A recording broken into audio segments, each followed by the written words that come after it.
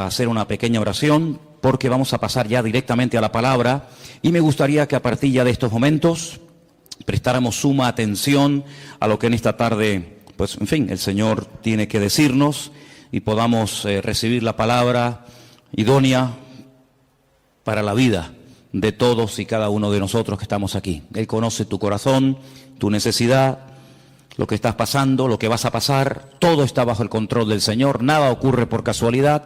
Por lo tanto, vamos a orar para que en esta tarde esta palabra pues te edifique, te anime, te consuele, te levante, te restaure, etcétera, etcétera. Padre Celestial, gracias de todo corazón te damos en esta tarde por este privilegio que nos das de poder estar aquí, Señor. Gracias por este regalo maravilloso que tú nos has dado de tu palabra. Queremos en esta tarde pedirte que tú nos hables, que toques nuestros corazones y podamos salir de aquí renovados y bendecidos y que verdaderamente, Señor, tu palabra hable a nuestras vidas. Señor, que esa palabra que va a ser expuesta ahora sea bendecida, sea dirigida por tu Espíritu Santo y que caiga en buena tierra, Señor, en corazones ya dispuestos y preparados después de este hermoso tiempo de alabanza y de adoración, y recibimos tu palabra con acción de gracias, Señor, en el nombre bendito de Jesús. Amén, amén. Quiero llevarles, por favor, al segundo evangelio, el evangelio que lleva por nombre Marcos, el capítulo 2, Evangelio según San Marcos, capítulo 2.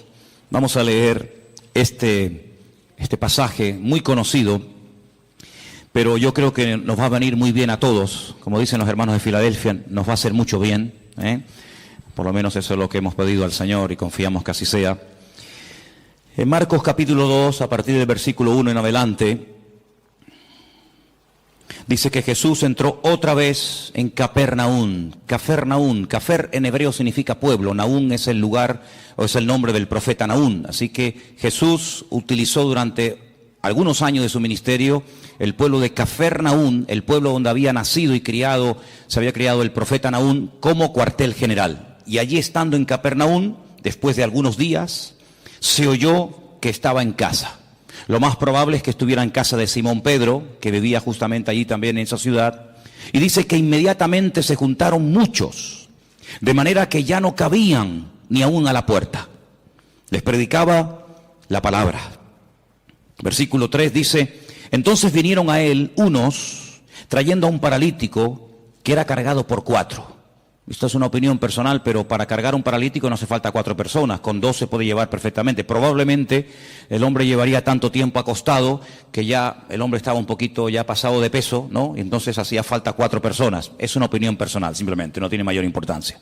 Como no podían acercarse a él a causa de la multitud, descubrieron el techo de donde estaba, eran techos de paja, de hojas de palmera, de tierra, por lo tanto era muy fácil, y haciendo una abertura bajaron el lecho en el que yacía el paralítico. Ahora comenzamos a ver cosas muy llamativas, muy interesantes. Versículo 5. Al ver Jesús la fe de ellos, ¿verdad que no habla de la fe del paralítico? En ningún momento. Habla de la fe de ellos, es decir, de los 4 que traían al paralítico, y me llama la atención que dice, al ver la fe. Luego el Señor puede ver la fe. Tal vez nosotros, seguramente no. Pero el Señor dice que cuando vio la fe de ellos, le dijo al paralítico: hijo, tus pecados te son perdonados. Estaban allí algunos de los escribas, los cuales cavilaban en sus corazones, como siempre. ¿Por qué habla este así? Blasfemias dice. ¿Quién puede perdonar pecados sino solo Dios? Conociendo luego Jesús en su espíritu que cavilaban de esta manera dentro de sí mismos, les dijo: ¿por qué caviláis así en vuestros corazones? ¿Qué es más fácil? ¿Decirle al paralítico, tus pecados te son perdonados?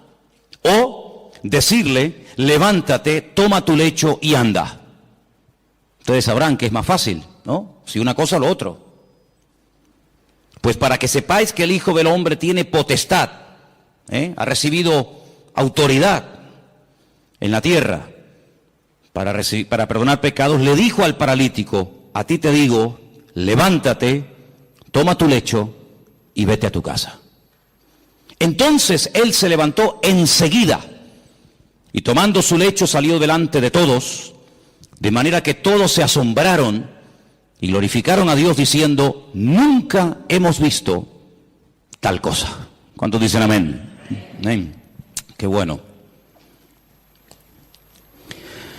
Seguramente este pasaje ustedes ya lo han oído en cantidad de ocasiones, lo han leído, lo han escuchado en sermones, etcétera, etcétera.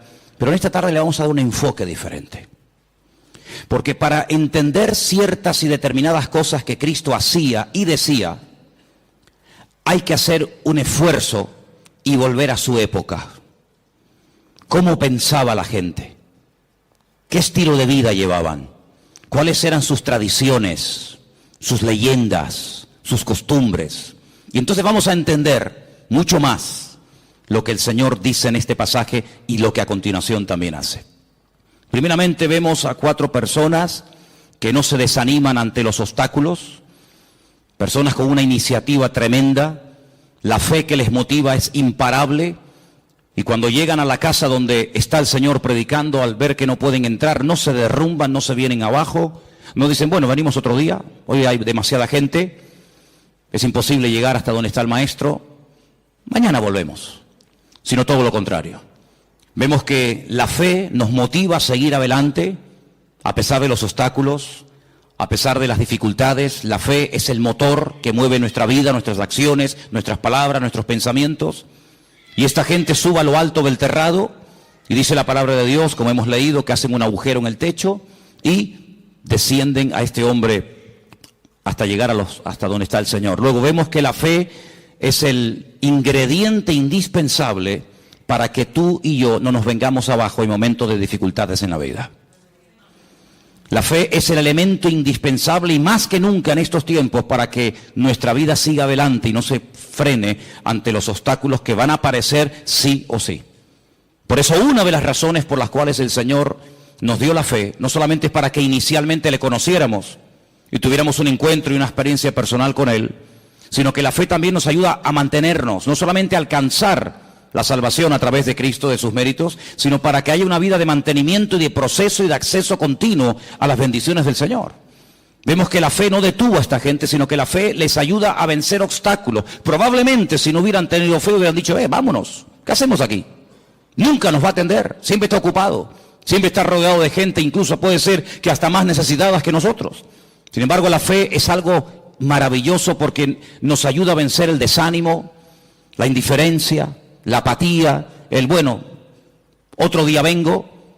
Por eso es fundamental que la fe que tienes, la vives, la uses, para que cuando te vengan los obstáculos que te van a venir a lo largo de tu vida, de la índole que sea, tú puedas vencer cada uno de ellos y utilizar los problemas como una especie de plataforma o de trampolín para conocer las grandezas y las maravillas del Señor en tu vida. ¿Cuántos dicen amén? Ahora vamos a pasar a las primeras palabras que el Señor Jesucristo le dirige a este hombre. Pero antes de entrar en ellas, yo quiero recordarles que aquí el jueves yo hablé acerca de un pasaje que se encuentra en el Evangelio según San Lucas, creo recordar que era el capítulo 13, donde veíamos a una mujer, no podemos decir cristiana porque no sería el término correcto, pero el término que aparece ahí es hija de Abraham, es decir, era una creyente, ¿sí? No era una pagana, una idólatra, una que pasaba por la calle y entró a ver qué pasaba allí, sino era una mujer judía, una mujer que había sido criada en la ley de Moisés, en las costumbres del pueblo de Israel, y dice que durante 18 años había tenido que soportar, había tenido, digamos, entre comillas, que resignarse a la cruda realidad de que a pesar de su fidelidad a la sinagoga, a pesar de su conocimiento de la Escritura, dice la Escritura que ella no se podía enderezar de ninguna manera. El principal de la sinagoga aparentemente ni le prestaba atención. La religión de la época aparentemente no le había servido de nada. Ella oía, ella asistía a la sinagoga, pero entraba y salía durante 18 años y siempre estaba igual, y yo me atrevería a decir que hasta en algunos casos, hasta peor. Sin embargo, dice la Biblia que ese día el Señor la vio. Y cuando la vio, la sacó de aquellas cortinas, de aquellas celosías, ¿verdad? Donde ya explicamos que se ponían las mujeres en aquella época y se siguen poniendo hasta el día de hoy. Y entonces dice algo increíble. Le dice, mujer, eres libre de tu enfermedad. Porque dice que tenía espíritu de Y quiero aclarar, y ya lo aclaramos el jueves, que no tenía un demonio, no tenía un espíritu viviendo dentro de ella, sino que tenía una inclinación, tenía espíritu de enfermedad. Y el Señor tuvo que desatarla espiritualmente hablando. No estaba poseída, estaba atada espiritualmente hablando, que son dos cosas distintas.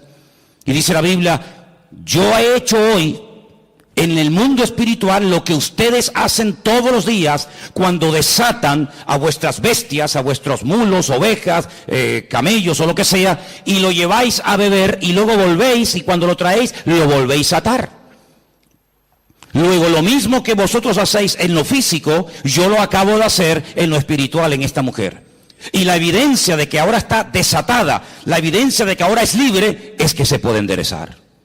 Ella se enderezó y comenzó a glorificar al Señor. Y vimos el día jueves cómo hay ataduras espirituales que se manifiestan en, entre comillas, enfermedades o en deformidades o en problemas de tipo físico.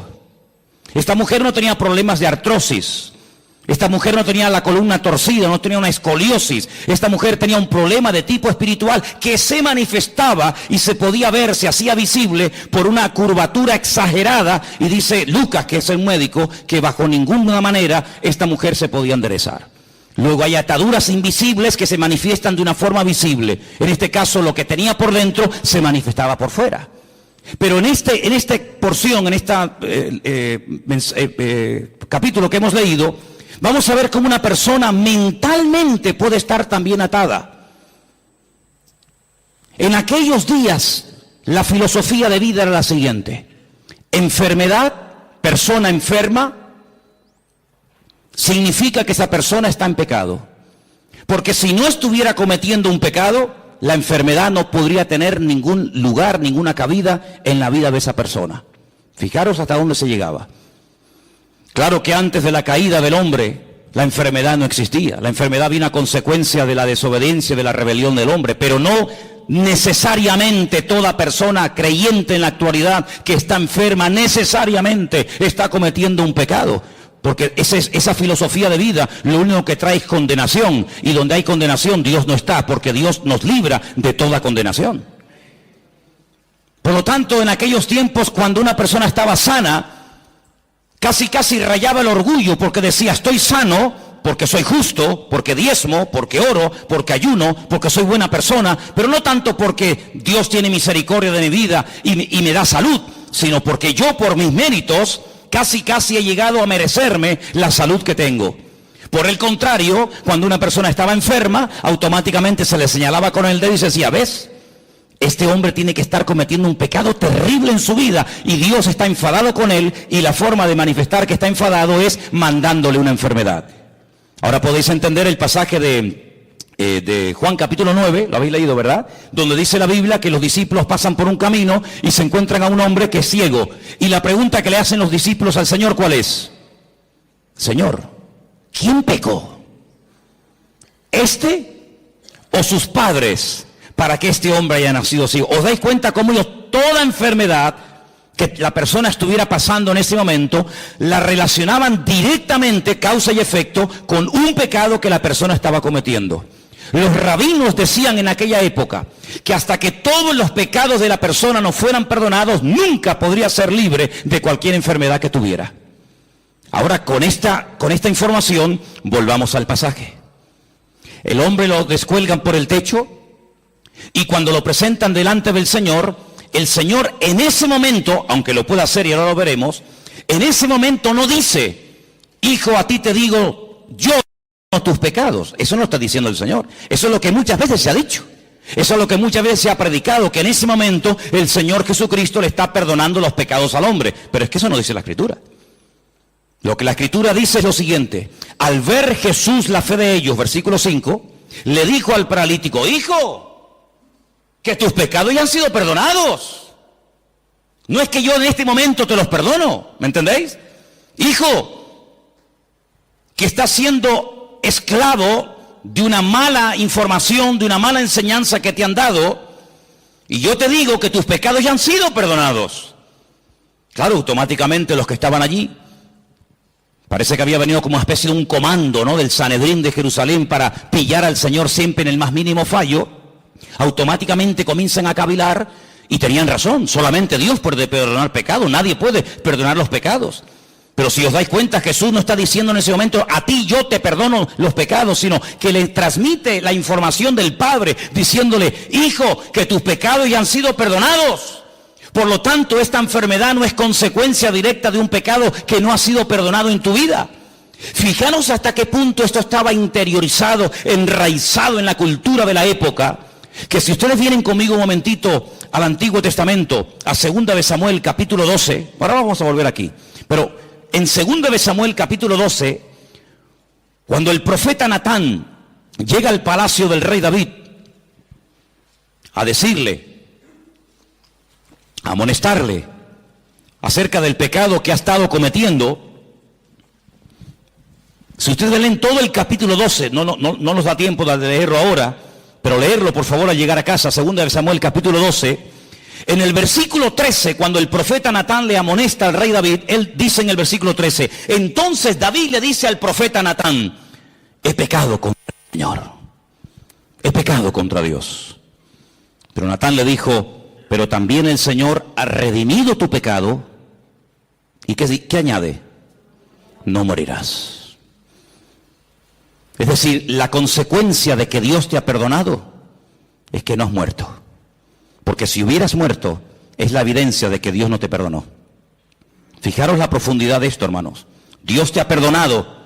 Sí, ya, porque tú lo digas. No. ¿Sabes por qué te ha perdonado? ¿Sabes por qué puedes estar plenamente convencido 100% de que Dios te ha perdonado a pesar de la que has liado?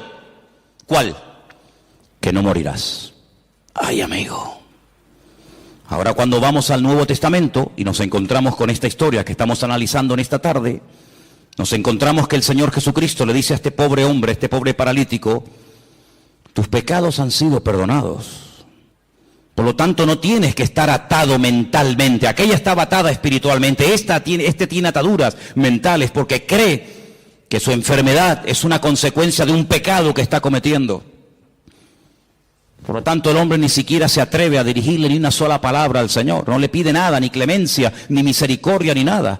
Porque la evidencia, según su mente, de que el Señor está enfadado conmigo, es que me tiene aquí postrado en esta cama, nada más lejos de la realidad. Mira, aquí tenemos un versículo que lo hemos citado millones de veces. Y el versículo es muy fácil y muy fácil de entender. Conoceréis la verdad y la verdad os hará libres. Dele la vuelta al texto.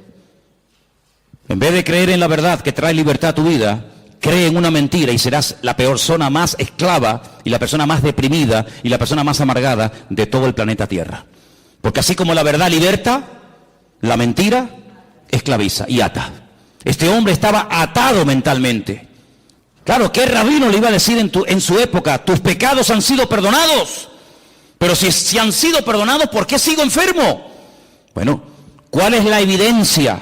¿Cuál es la evidencia? Porque claro, decirle, oye, que Dios es un Dios de perdón, es un Dios de misericordia, que tus pecados han sido perdonados, eso no cuesta nada. Por eso el Señor lanza la pregunta. Aquí hay un mensaje en dos direcciones. Primero hacia el paralítico y también hacia los escribas y fariseos que están allí cuestionando la credibilidad de dichas palabras. ¿Cómo se atreve este hombre a perdonar pecados? Es que no está perdonando pecados, está dando la información. Está trayendo consuelo y aliento y esperanza a un corazón que está creyendo en una mentira. Ahora eso hay que demostrarlo. Muy bien. Pues entonces ahora viene el momento de la verdad. Ahora lo que tienes que hacer es levantarte, toma tu lecho y sal de aquí caminando y será la evidencia visible, el botón de muestra que demostrará que efectivamente tus pecados son perdonados. El hombre toma su lecho, se levanta, se va y el texto termina diciendo que glorificaron a Dios, se quedaron asombrados y dicen nunca, claro, nunca hemos visto tal cosa, porque nunca le habían enseñado eso. Tú tienes que comenzar a orar, a pedir y a declarar por fe en el nombre del Señor lo que a ti te gustaría ver en tu vida. El gran problema es que muchas veces nuestras palabras, hermanos, son un obstáculo para que la gloria del Señor y el poder de Dios se manifieste en nuestra vida. ¿Quieres ver bendición? Habla bendición. Siembra tomates si quieres cosechar tomates. ¿Quieres cosechar patatas? Pues no siembres tomates, tienes que cosechar patatas. Y en el sentido espiritual pasa exactamente lo mismo. ¿Quieres ver bendición en tu vida? Levántate por la mañana, el Señor es mi luz y mi salvación. ¿De quién temeré? Aunque un ejército acampe contra mí, no temerá mi corazón. El Señor está conmigo, Él es mi poderoso gigante, Él es mi pastor, Él me va a abrir puertas, Él me va a sanar, Él me va a bendecir. Y estamos sembrando fe, y el que siembra fe, recoge fe. ¿Cuántos dicen amén? Por lo tanto, amados hermanos, tengamos mucho cuidado, no solamente con nuestras palabras, sino con nuestras actitudes y también, como no, con nuestros pensamientos. Porque mucha gente en aquellos tiempos era personas atadas, mental, física y espiritualmente, porque habían creído en las mentiras que muchas veces los hombres habían enseñado y se habían arraigado de tal manera en la forma de vida, en la cultura de la época, que la gente era esclava, no porque Dios estaba enfadado con ellos, sino porque ellos mismos se habían atado al creer en mentiras. ¿Habéis prestado atención a la lectura de esta tarde? ¿Sí o no? Jesús se va a otra población, a Nazaret. Coge el pergamino, el rollo del profeta Isaías. ¿Y qué dice? Yo he venido, ¿para qué? Para darle vista a los ciegos. Yo he venido a sanar y a curar a los quebrantados de corazón, a traer libertad a los oprimidos. En otras palabras, a traer esperanza, que ya bastante condenación y bastante amargura tenéis encima. Sin embargo, el Señor vino a darnos libertad de todas nuestras miserias, de todas nuestras pobrezas y de todos nuestros pecados. No es que el Señor anule la ley del Antiguo Testamento, pero el Señor viene a ofrecer la imagen de la misericordia del Señor, que nadie la estaba dando en aquellos tiempos. ¿Os acordáis cuando el Señor le habla tremendamente duro a los escribas y fariseos en Mateo capítulo 23?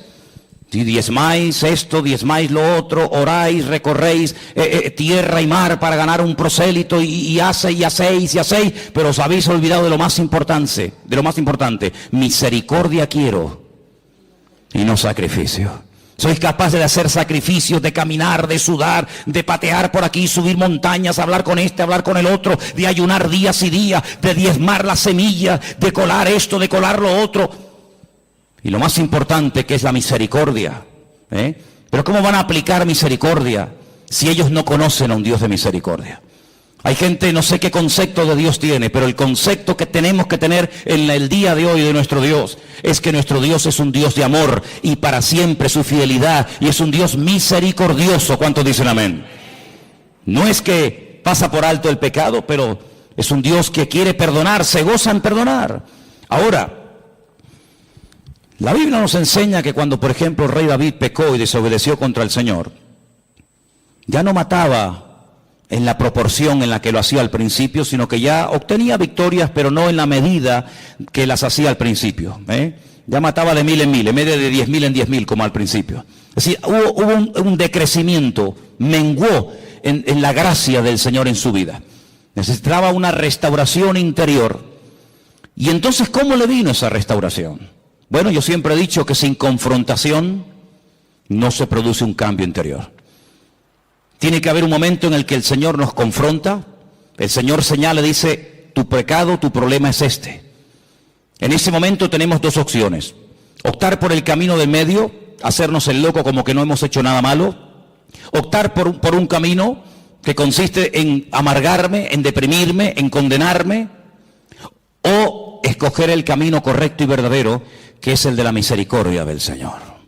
Y yo quiero decirles en esta tarde que por muy bajo que podamos caer en la vida, después de conocer al Señor, por muy lejos que nos hayamos podido separar de su presencia, de sus caminos, el Señor no ha cambiado ni menguado su amor y su misericordia, sino que Él nos sigue llamando y nos sigue amando igual o más que el primer día. A ti te digo que Dios te ha perdonado los pecados, y la evidencia de que Dios no está enojado contigo, la evidencia de que Dios no está enfadado contigo, es que si quieres te puede levantar ahora. Pero ya ni lo intentaba, ya se había resignado a vivir toda la vida bajo ese peso, dependiendo de que lo llevaran o lo trajeran las personas. Sin embargo, amados hermanos, tú no tienes que depender de nada ni de nadie para caminar, para sentirte libre, sino que tu libertad no depende del hombre, tu libertad depende de la obra que Cristo ha hecho por ti en la cruz del Calvario. ¿Cuántos dicen amén? Dale un fuerte aplauso al Señor en esta tarde. Dile gracias porque tú me perdonas. Aleluya. Amén. Hay un versículo en San Juan capítulo 5 que quiero leer, San Juan capítulo 5, versículo 22, donde vemos que el Padre delegó en el Hijo plenos poderes para perdonar pecados y para cualquier cosa. Y quiero que lo leamos porque no quiero que penséis que estoy tratando de decir que Jesús no tenía autoridad para perdonar pecados, no estoy diciendo eso. De hecho, el versículo que vamos a leer ahora nos demuestra que el Padre delegó, dice, este es mi Hijo amado en el cual delego, en el cual deposito toda mi confianza. Juan capítulo 5, verso 22 dice, porque el Padre a nadie juzga.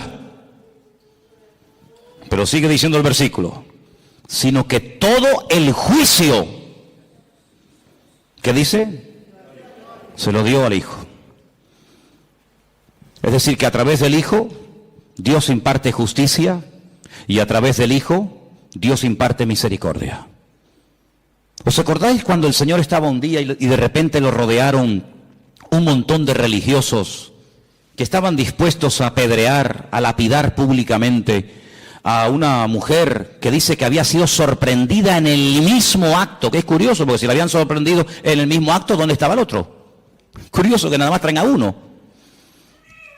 Y le dijeron, nuestra ley, como dándole lecciones de moral al Señor, como enseñándole cosas que él ignoraba, nuestra ley dice que tenemos que tomar medidas radicales ante este tipo de pecados, y nuestra ley dice que hay que matar a pedradas a semejantes personas. Y el Señor dice, muy bien, perfecto, yo conozco esa ley, si la di yo, si yo la di. El problema es que para poder ejecutar esa ley, uno tiene que estar limpio y libre de pecado. Ahora, si tú crees que estás libre de pecado para poder matar a pedradas a una persona, pues coge la piedra y tírala. No sabemos lo que el Señor escribió en tierra. Algún día lo sabremos, ¿no? ¿No te parece? Por lo menos yo se lo pienso preguntar. La cuestión está en que dice la Biblia que desde el más grande hasta el más pequeño todos salieron corriendo y ninguno se quedó. Perdón, sí se quedó uno. Se quedó el único que podía tirar una piedra y una y 20 contra ella, ¿sí o no? Porque él nunca había pecado, luego era el único que podía decir, bueno, nadie te va a apedrear, pero yo sí, porque yo no he pecado, yo soy justo, yo soy limpio y sin mancha. Sin embargo, ¿qué le dice? Yo tampoco te condeno. Vete y no peques más. Es impresionante, ¿verdad? Ese es nuestro Dios. Hablar yo del perdón de Dios en esta tarde, no digo que sea perder el tiempo, pero es algo que tenemos todos tan claro, ¿sí o no? Gloria a Dios por el perdón de Dios.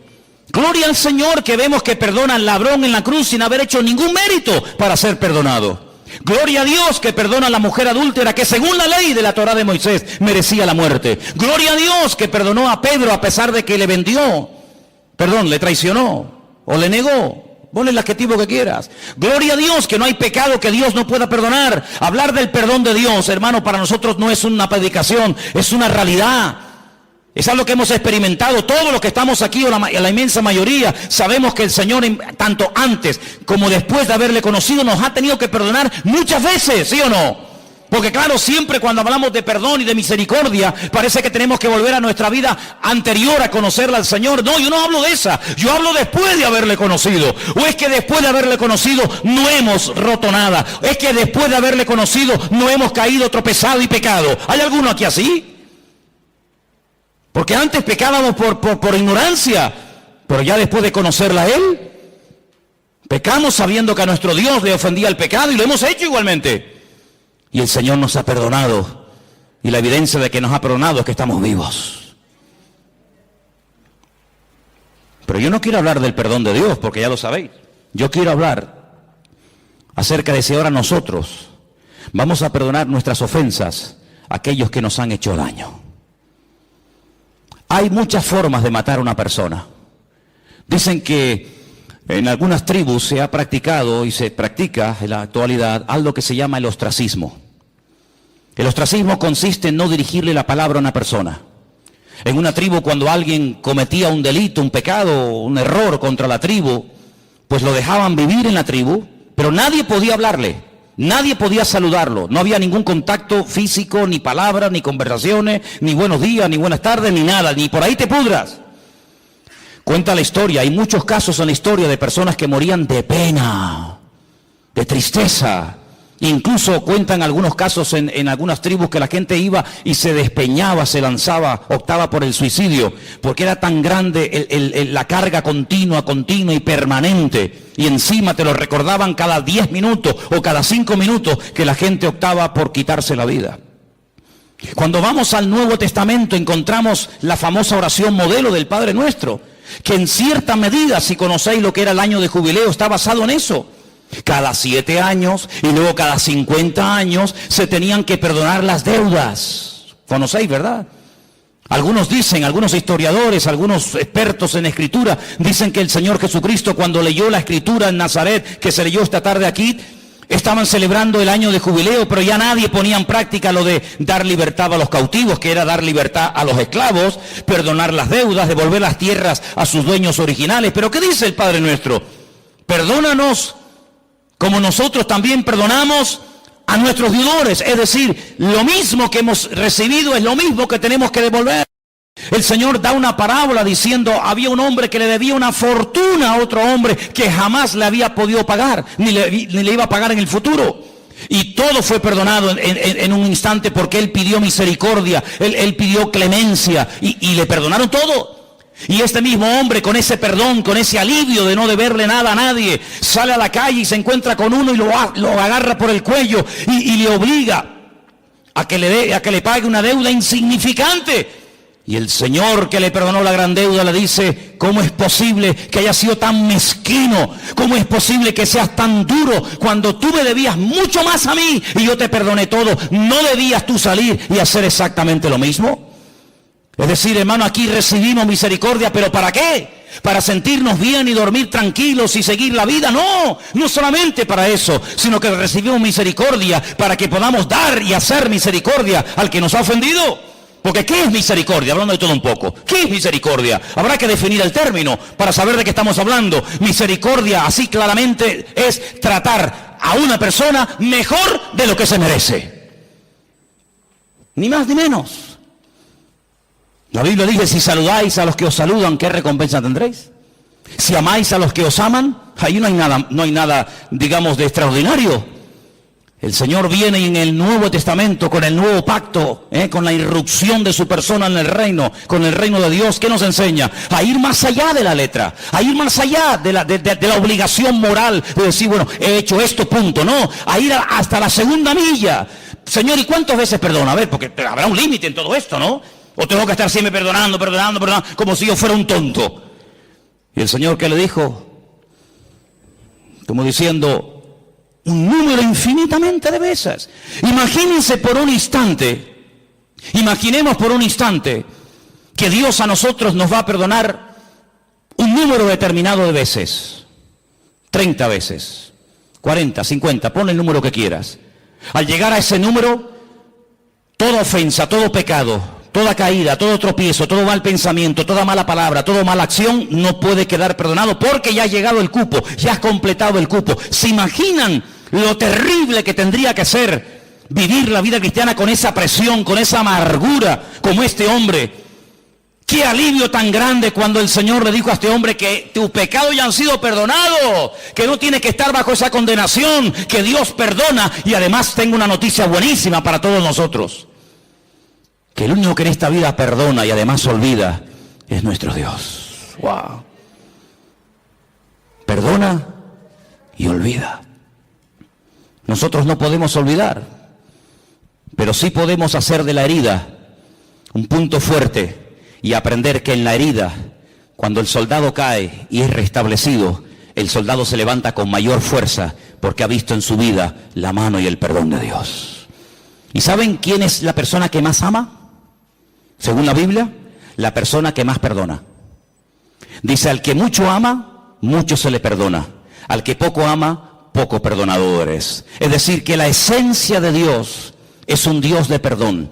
Me preguntaba yo en estos días, en esas conversaciones que tengo yo conmigo mismo cuando voy por la casa, y os he dicho en estos días que si me veis hablando solo, no es que esté loco, sino que yo hablo mucho solo. Y yo me preguntaba, decía, ¿cuándo le pidió Adán perdón al Señor? ¿Sabéis? Cuando Adán, cuando peca, dice, ¡ah! Hemos pecado. Eva, ¿qué hemos hecho? La hemos liado. Hemos desobedecido al Señor, le hemos fallado, hemos pecado. ¿Cuándo le pidió Adán y Eva perdón al Señor? Que yo sepa, en mi Biblia no veo nunca que Adán y Eva le pidieron perdón al Señor. Pero antes de que Adán fuera consciente de la que había liado, antes de que fuera expulsado, antes de que comenzara a sufrir en lo físico, en lo espiritual, en lo familiar, etcétera, etcétera, las consecuencias de su pecado, ya el Señor fue por delante de él y lo vistió con pieles de animales. Luego tuvo que haber un derramamiento de sangre, porque que yo sepa, para arrancarle la piel a un animal habrá que matarlo, no lo va a hacer en vida, ¿no? Tuvo que haber un derramamiento de sangre, y cada vez que Adán y Eva veían esas túnicas que le habían hecho el Señor a su medida, no le quedaban pequeñas, ni grandes, ni apretadas, sino eran túnicas hechas a su medida. Cada vez que veían esas prendas, sabían que la habían liado, pero Dios los había cubierto con su justicia y con su misericordia. Y ese es el concepto que tenemos que tener constantemente en nuestra vida. Mi Dios es un Dios santo, no tolera el pecado, pero es un Dios que si llego a pecar, Dios, siempre que haya un arrepentimiento, siempre que haya un genuino arrepentimiento, mi Dios, que lo conozco perfectamente, sé que mi Señor siempre me perdonará, siempre me restaurará y siempre me dará una segunda oportunidad. ¿Cuántos dicen amén? Dile al que está a tu lado, Dios perdona y olvida. Así es, aleluya. Dios perdona y Dios olvida. Bendito sea el Señor. Algo que hace años escuché y tal vez nos pueda hacer mucho bien en esta tarde a todos y a cada uno de nosotros es, cuando me encuentro en una situación, no sé, de enfermedad, de dolor, de tristeza, de angustia, en fin, de lo que sea, hazte la siguiente pregunta: ¿qué haría en mi lugar el Señor Jesús? Imagínate que una vecina, no sé, te tira agua sucia en la puerta, te raya el coche, te insulta, te critica, no sé qué. Por poner un ejemplo, ¿qué haría Jesús si la vecina de al lado de su casa donde él estaba posando esa noche le hiciera semejante detalle? ¿Qué haría el Señor? ¿Qué haría el Señor si alguien llega y te insulta, y te amenaza, y te denuncia, y te no sé qué, y te no sé cuánto? ¿Qué haría el Señor? Eso es lo que nosotros tendríamos que hacer. Ni más, ni menos. Exactamente lo mismo que haría el Señor. Es interesante notar que cuando el Señor Jesucristo resucitó, la Biblia nos da una lista muy detallada de las personas, lugares que fue a visitar después de su resurrección. A una de las personas que específicamente fue para encontrarse con él, para restaurarlo, ¿sabéis de quién hablo, verdad? Del apóstol Pedro. Y decirle a mis discípulos y a Pedro,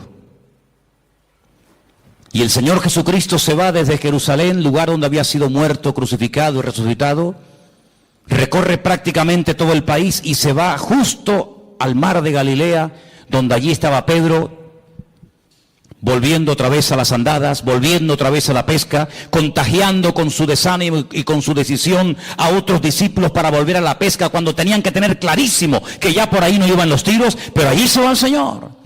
Y el Señor se entrevista con Pedro, y el Señor restaura a Pedro, y el Señor le vuelve a decir algo tremendo, que a lo mejor tú y yo nunca le diríamos a nadie: pues apacienta mis corderos.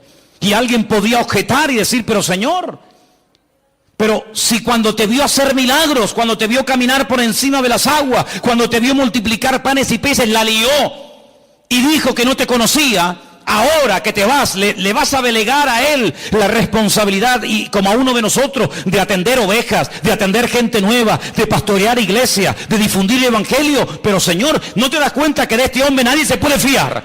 Que ya la lió una vez, y si la lió una vez, ¿Quién nos asegura que no vuelva a hacerlo? Bueno, tenemos un pasaje tremendo para que veáis la reacción del Señor y la reacción del hombre ante un pasaje o una circunstancia parecida. Dice la Biblia que hubo un desacuerdo terrible entre Pablo y Bernabé. ¿Por qué? Porque dice que Marcos en el primer viaje misionero los había abandonado, ¿sí o no? Y llega el momento de celebrar el segundo viaje misionero. Y Bernabé dice, bueno, pues vamos otra vez juntos. Marcos, yo, Bernabé, y tú, Pablo, y Pablo dice, bajo ningún concepto, de ninguna manera. ¿Pero por qué? Porque este hombre nos abandonó en el primer viaje, ¿no te acuerdas? Que cuando se pusieron las cosas difíciles y cuando hubo problemas, cogió y se mandó a mudar y nos dejó tirados. Y Bernabé le habrá dicho, bueno, pero es verdad, tienes razón, yo estaba allí, yo sé lo que estás diciendo, pero vamos a darle una segunda oportunidad al chico. Ya ha crecido, ya ha madurado, ha pasado un tiempo, capaz que el hombre se ha arrepentido, ha recapacitado, se ha dado cuenta de que así no se puede ir por la vida. Ahora sí, ahora no, ahora cuenta conmigo, ahora no estoy para nadie. Y Pablo dice, bajo ningún concepto. Y dice que hubo tal desacuerdo entre estos dos grandes hombres de Dios, Bernabé y Pablo, que dice la palabra que Pablo se fue por tierra con Silas y se fue Bernabé por mar a la isla de Chipre, de la cual era, con Marcos. Así actúan los hombres, así actuamos los seres humanos.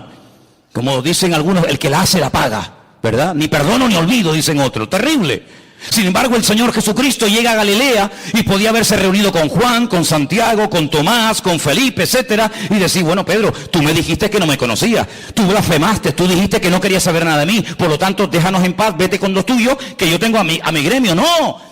Yo quiero volver a incorporarte, yo quiero volver a integrarte y quiero volver a confiar en ti. De hecho, te lo digo. Apacienta mis corderos, apacienta mis ovejas. Y ese es nuestro Dios, ese es nuestro Señor Jesucristo, ese es nuestro Dios, un Dios de misericordia, un Dios que nos ha perdonado, pero no para que, como dije antes, podamos dormir tranquilos y decir, ay, qué bueno, ya mis pecados están todos perdonados. No solamente para eso, sino para enseñarte un modelo, para enseñarte un nuevo estilo de vida y para decirte lo que has aprendido y recibido es exactamente lo mismo que tienes que enseñar y transmitir a toda persona que a lo largo de la vida te ofendan. Porque dicho sea de paso, cuando alguien te ofende es porque Dios le permitió que te ofendiera. Algunos dirán, ¿cómo no lo he entendido? Te lo voy a explicar para que lo entiendas. Cuando el rey David huía de Jerusalén porque su propio hijo Absalón, al que amaba con locura, fíjate cómo lo amaba, que viola a una de sus hijas. Sí, le quita el habla durante un tiempo, pero en el fondo David amaba con locura a su hijo Absalón. No hacía honor a su nombre. Padre, Shalom, paz, el padre de paz. Y era un guerrero, era un traidor terrible. Un hombre que dice que se paraba en las puertas de Jerusalén y cuando alguien venía a consultar, a pedirle consulta o consejo al rey, dice que él robaba el corazón del pueblo. Ay, si yo fuera rey, ay, si me nombraran rey, mi padre siempre está liado, siempre está ocupado, yo te trataría con benevolencia. Un ladrón de corazones, terrible.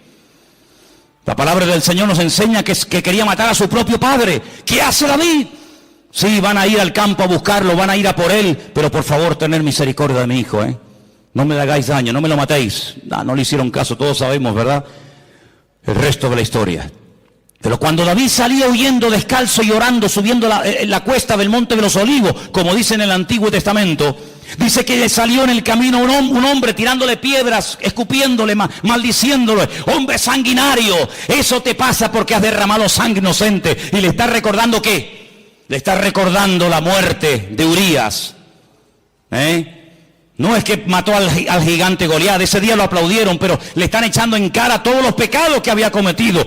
Qué crueles somos, Cuando queremos ser buenos, somos los más buenos del mundo. Cuando queremos ser crueles, rebuscamos en el cajón de la basura para justificar nuestras miserias. Como le decía un día el Señor a Job, ¿me vas a condenar a mí para justificarte tú?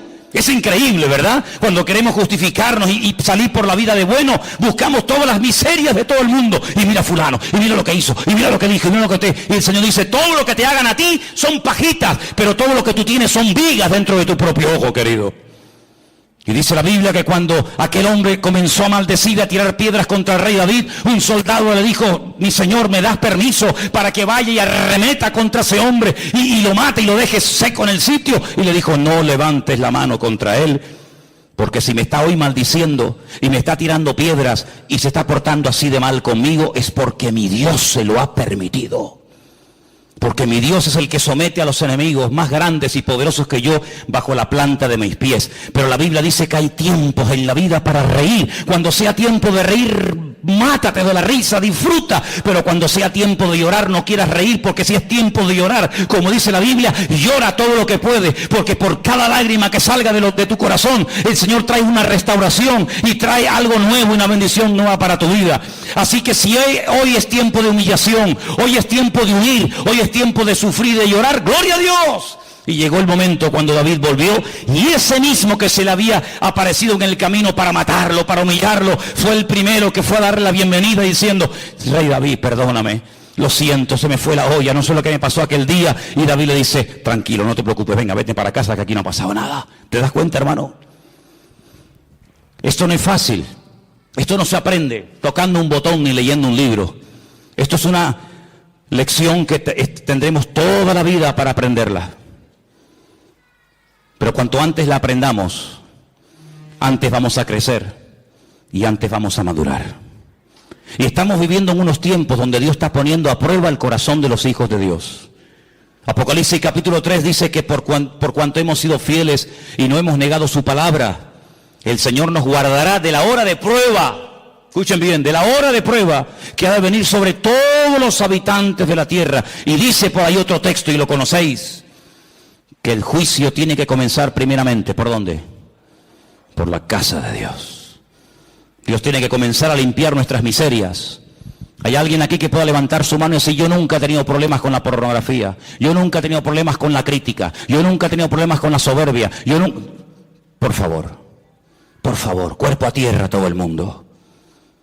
No hay ninguno de los que estamos aquí esta tarde que pueda levantar la mano diciendo: yo soy justo y jamás en mi vida por mi mente ha pasado ningún mal pensamiento, ninguna mala palabra, ninguna mala actitud. Increíble, nuestras miserias son terribles. Si no fuera por la misericordia del Señor, no tendríamos ningún derecho de estar tú y yo esta tarde en este lugar. Pero es la misericordia de Dios, no son nuestros méritos, no es nuestro conocimiento, no es nuestra experiencia, no es nada, sino es el amor de Dios el que nos...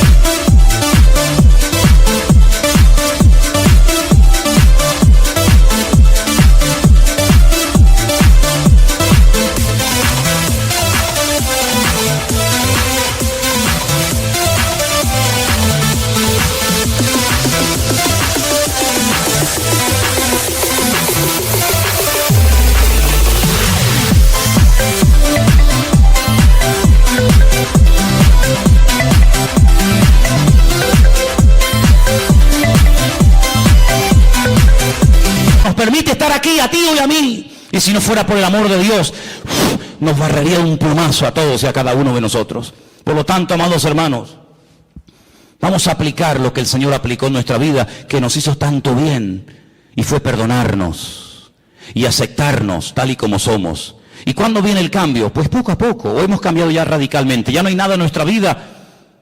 Todavía hay cosas que tienen que ser superadas y cambiadas, pero hoy el Señor nos recuerda lo mismo que le dijo a aquel pobre paralítico que estaba atado psicológicamente: hijo, que tus pecados ya han sido perdonados. Y cuando te levantes mañana por la mañana, o te vayas a dormir esta noche, o vayas conduciendo a tu casa, o me da igual a dónde vayas, recuérdate siempre que todos y cada uno de los pecados que cometimos delante del Señor, siempre y cuando hubo un genuino arrepentimiento y le confesamos nuestros pecados a Él, dice la Biblia, Él es fiel y justo.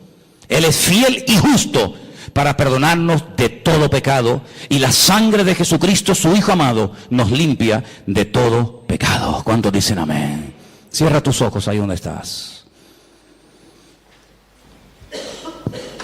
Un mensaje clarísimo, sencillo y directo. ¿Para qué? Para que entendamos que Dios no está enfadado contigo.